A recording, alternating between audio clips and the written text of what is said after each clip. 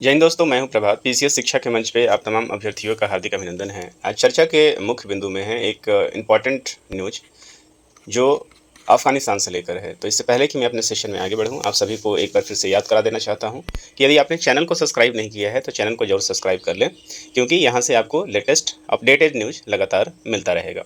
आइए चलते हैं सेशन में और बात करते हैं अफगानिस्तान के ऊपर क्या वो न्यूज है जिससे चीन और पाकिस्तान घबराया हुआ है। दोस्तों, इससे पहले हमने एक सेशन कवर किया था जहां पे हमने ये बताया था आपको कि भारत अफगानिस्तान के बीच में नए युग की शुरुआत हो गई है। वो शुरुआत इसलिए हुई है क्योंकि एक तरफ जहां भारत तालिबान को देश के रूप में मानने से इनकार कर रहा था, वहीं हालिया कुछ दिन पहले भारत के विदेश मंत्री जयशंकर जी ने अफगानिस्तान के विदेश मंत्री से बात की थी। अफगानिस्तान अर्थात तालिबान शासित ये अभी देश है जिसे भारत देश के रूप में मान्यता अभी नहीं दे रहा है और यहाँ तक कि एम्बेसी से भी विड्रॉ कर लिया था। कारण उसका ये था कि तालिबान चूंकि पूर्व में एक आतंकवादी संगठन रहा है, नंबर 1, और दूसरा वहाँ पे लोकतंत्र का शासन अभी तक नहीं हुआ है। तो यही कारण है कि भारत इन्हीं दो मुद्दे को लेकर अभी तक अफगान को रिकॉग्नाइज नहीं कर रहा है, मतलब तालिबान शासित अफगानिस्तान को रिकॉग्नाइज नहीं कर रहा है। लेकिन साथ ही साथ भारत ने कभी भी एचएडीआर मिशन मतलब ह्यूमैनिटेरियन मिशन को कभी भी भारत ने डिनाई नहीं किया है और अफगानिस्तान को पूर्व की तरह, जैसे भारत पहले भी अफगानिस्तान को काफ़ी मदद करता आया था, उसी तरीके से भारत आज भी अफगानिस्तान को पहले की तरह ही ह्यूमैनिटेरियन असिस्टेंस, चाहे वो वैक्सीन का मामला हो, चाहे वो अनाज पहुंचाने का मामला हो, ये सारे काम करते ही रहा है। ये बात अफगानिस्तान को भी समझ में आया है जो कि तालिबान शासित है अभी, जो पाकिस्तान और चीन के मुख्य रूप से, जहां पाकिस्तान और चीन अपना मैक्सिमम हस्तक्षेप करना चाह रहे थे, उसको भी समझ में आया है और वह भी भारत के साथ अब आगे बढ़ने को तैयार है। और यही कारण है, मैंने पिछली बार आपको सेशन में कवर किया था कि जल्दी ही भारतीय दूतावास खुलता हुआ नजर आएगा। इस बात का हमने जिक्र किया था और हमने यह भी कहा था कि भारत में जल्दी ही तालिबान शासित जो अफगानिस्तान है उसके दूतावास के कुछ मेंबर्स, उसके दूतावास भी भारत में खुल रहे होंगे। तो ये बात अब सच होने लगा है, क्योंकि दैनिक जागरण का ये न्यूज़ है जहां पे इस बात को स्पष्ट किया गया है कि भारत ने अफगान नागरिकों के लिए फिर से वीज़ा की जो सेवा है उसे प्रारंभ कर दिया है। क्या है पूरा का पूरा ये न्यूज़, आइए समझते हैं। तो अफगान नागरिक अब वीज़ा के लिए कर सकते हैं ऑनलाइन आवेदन, और तालिबान के सत्ता में आने पर भारत ने निलंबित किया था वीज़ा सेवा। जैसा कि मैंने आपको बताया था कि जैसे ही तालिबान अफगानिस्तान में आई थी, अशरफ गनी की सरकार जैसे ही समाप्त हो गई थी, वैसे ही भारत ने सभी तरीके के आवागमन को अफगानिस्तान से बंद कर दिया था। लेकिन एक बात यहाँ पे ये भी है कि भारत का एक बहुत बड़ा इन्वेस्टमेंट अफगानिस्तान में है और पाकिस्तान के मद्देनज़र अफगानिस्तान के साथ भारत के अच्छे रिश्ते काफ़ी इंपॉर्टेंट हैं। आइए समझते हैं पूरा का पूरा ये न्यूज़ क्या है। तो भारत ने व्यापार, शिक्षा और चिकित्सा उपचार के लिए देश की यात्रा करने के इच्छुक अफगानिस्तान के नागरिकों के लिए वीज़ा सेवा फिर से शुरू कर दी है। बहुत बड़ा ये न्यूज़ है, बहुत बड़ा डेवलपमेंट है भारत और अफगानिस्तान के रिश्तों में।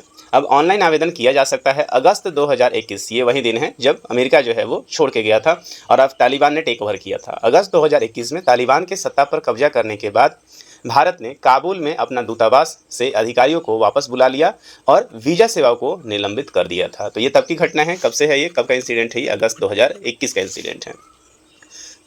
भारत सरकार के आधिकारिक वीज़ा पोर्टल पर डाले गए नोटिस के अनुसार वीज़ा व्यवसाय, छात्र, चिकित्सा परिचारक, प्रवेश और संयुक्त राष्ट्रीय राजनयिक की श्रेणी में दिए जाएंगे। तो जो इम्पॉर्टेंट है, जो भी इम्पॉर्टेंट आवागमन होते हैं, खासकर शिक्षा का, आपको पता है कि अफगानिस्तान की जो क्रिकेट टीम है वो भारत में ही प्रैक्टिस करती है, उससे स्टेडियम भारत ने ही मुहैया करवाया हुआ है। बहुत सारे स्टूडेंट्स जो हैं वो भारत में पहले पढ़ा करते थे। तो शिक्षा, जहाँ पे अभी अफगानिस्तान में कोई शिक्षा की व्यवस्था नहीं है, तो भारत अभी वहाँ पर डेवलपिंग फेज में काफ़ी मदद करने वाला है। साथ ही साथ वहाँ वीज़ा पे वहाँ के स्टूडेंट यहाँ आके पढ़ने वाले हैं। चिकित्सा के क्षेत्र में भी ये सारे चीज़ अपनाए जा रहे हैं। प्रत्येक आवेदक को अफगान राष्ट्रीयकरण पहचान पत्र, जिसको तजकीरा कहा जाता है, इस बात को याद रखेंगे। तो पाकिस्तान का जिस तरीके से हमारे यहाँ आधार होता है जो कि एक पहचान पत्र के रूप में होता है, उसी तरीके से अफगान राष्ट्रीय पहचान पत्र को तजकीरा कहा जाता है। इसको नोटिस कर लीजिएगा, जो कि ऑनलाइन अपलोड करना पड़ेगा, जिसमें नाम, जन्म तिथि, राष्ट्रीयता, समाप्ति तिथि जैसे व्यक्तिगत विवरण शामिल किए जाएंगे। और वीज़ा आवेदक को पूरा करने के लिए आवश्यक दस्तावेज प्रत्येक प्रकार के वीज़ा के सामने दर्शाए गए हैं। नोटिस में कहा गया है कि व्यवसाय कार्ड, आमंत्रण पत्र आदि सहित सभी दस्तावेज अंग्रेजी भाषा में होना चाहिए और ऐसा न करने पर आवेदक जो है वो आवेदन अस्वीकार कर दिया जाएगा। तो ये तो सब टर्म्स एंड कंडीशन है जिसके आधार पर अफगानिस्तान भारत में वीज़ा के लिए आवेदन कर सकता है। भारत आने पर इमिग्रेशन में आवेदक का बायोमेट्रिक विवरण अनिवार्य रूप से दर्ज किया जाएगा। आवेदकों को यात्रा के समय इलेक्ट्रॉनिक ट्रैवल ऑथराइजेशन ETA की एक प्रति साथ रखनी होगी। उन्हें तभी यात्रा करनी चाहिए जब यात्रा शुरू होने से पहले आधिकारिक वीज़ा पोर्टल पर ETA की स्थिति गारंटेड के रूप में दिखाई देती है। तो ये सारे के सारे जो है प्रोसीजर्स हैं जो भारत ने शुरू किया है। और समस्या क्या हुआ था, तो तालिबान के साथ भारत के अब रिश्ते जो हैं वो सामान्य हो रहे हैं। तो यह फैसला महत्वपूर्ण है क्योंकि बीते कुछ महीनों में तालिबान के साथ भारत के रिश्ते सामान्य हुए हैं। भारत ने अभी तक अफगानिस्तान में तालिबान शासन को मान्यता नहीं दी है। हालांकि भारत अफगानिस्तान को मानवीय सहायता प्रदान करने की वकालत करता रहा है। जून 2022 में भारत ने अफगानिस्तान की राजधानी में अपने दूतावास में एक तकनीकी टीम तैनात करके काबुल में अपने राजनयिक उपस्थिति को फिर से स्थापित किया है। तो मतलब भारत ने इन बिटवीन जो है वो अपने एक टेक्निकल टीम को वहाँ पे रखा है जो स्थिति की समीक्षा कर रहा है, और जैसे ही स्थिति सामान्य होगी वैसे ही इंडियन जो एम्बेसी है वहाँ पे ओपन हो जाएगा। उसके बाद अफगानिस्तान के साथ कई उच्च स्तरीय संपर्क हुए हैं, जिसमें 15 मई को विदेश मंत्री एस जयशंकर और अपने अफगान समकक्ष आमिर खान मुत्तकी से बातचीत की है। वहीं तालिबान शासन ने पहलगाम में हुए आतंकी हमले की निंदा की थी और कहा था कि इस लड़ाई में हम भारत के साथ, देखिए सबसे बड़ा है कि अफगानिस्तान भारत के साथ जोड़ी के, और ये स्टेटमेंट पहलगाम आतंकी हमला के ऊपर अफगानिस्तान में मतलब जो तालिबान शासित अफगानिस्तान है उसका ये स्टेटमेंट देना एक बहुत ही बड़ी बात है। कारण ये है क्योंकि पाकिस्तान ने जब इस तालिबान का साथ दिया था तो इसका सबसे बड़ा कारण ये है कि यहाँ के लड़ाकों को, जो यहाँ पे टेररिस्ट ग्रुप यहाँ पे एक्टिव था, उसका ये इस्तेमाल करना चाहते थे भारत के अगेंस्ट में, अर्थात JNK में अनस्टेबिलिटी क्रिएट करने के लिए ये इस्तेमाल करना चाहते थे।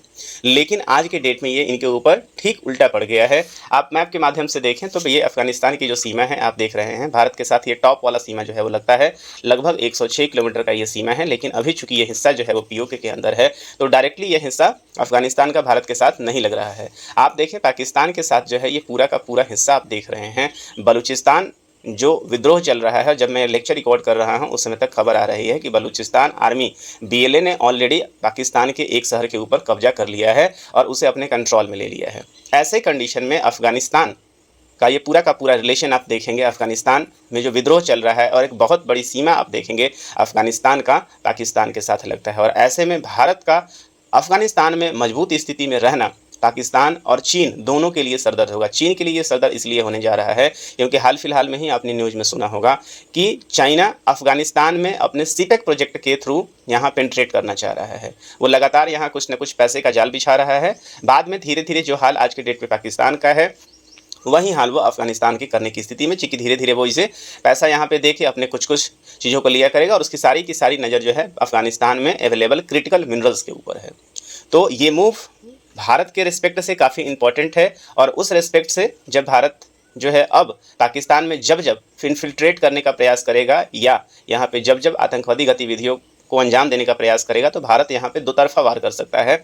दो तरफा वार ऐसे करेगा जैसे भारत यहाँ पे डायरेक्ट एक्शन तो कर ही रहा है, लेकिन अब यहाँ से अफगानिस्तान के साथ यदि ख़राब होते हैं रिश्ते तो पाकिस्तान के साथ तो हमारा कुछ ही किलोमीटर का बॉर्डर है, लेकिन अफगानिस्तान के साथ पूरा बॉर्डर है। और ऐसे स्थिति में पाकिस्तान डबल फ्रंट पर लड़ने की स्थिति में नहीं होगा और सरेंडर करना होगा। इसके अलावा दूसरा कोई उपाय पाकिस्तान के पास बच नहीं जाएगा। तो इससे संबंधित जो भी इंपॉर्टेंट अपडेट आते रहेंगे। हालांकि जहाँ तक ये लग रहा है जल्दी ही तालिबान में संभव है कि एक डेमोक्रेटिक इलेक्शन भी आपको नज़र आए, लोकतंत्र की स्थापना भी नज़र आ सकता है आने वाले कुछ समय में, जिस तरीके से बातचीत चल रही है। और यदि ऐसा हुआ तो तालिबान शासित अफगानिस्तान में जल्दी ही भारत की एम्बेसी और भारत के रिश्ते जो है समान होते हुए आपको नजर आएंगे। तो उम्मीद करता हूँ ये सेशन आपको बेहतरीन लगा होगा। यदि आप सेशन में कुछ अच्छा सीख पाए हैं तो निश्चित रूप से चैनल को सब्सक्राइब करें, अपने दोस्तों के बीच में लाइक करें और साथ ही साथ बेल आइकन को जरूर लगा लें। यदि आप फेसबुक पे इसे देख रहे हैं तो वहाँ भी आप इसे लाइक करें और अपने दोस्तों में भी शेयर करें। तो इस सेशन में इतना ही, मिलेंगे आपसे अगले सेशन में कुछ इंपॉर्टेंट अपडेट के साथ। तब तक दीजिए हमें विदा। साइनिंग ऑफ, दिस इज प्रभात। जय हिंद।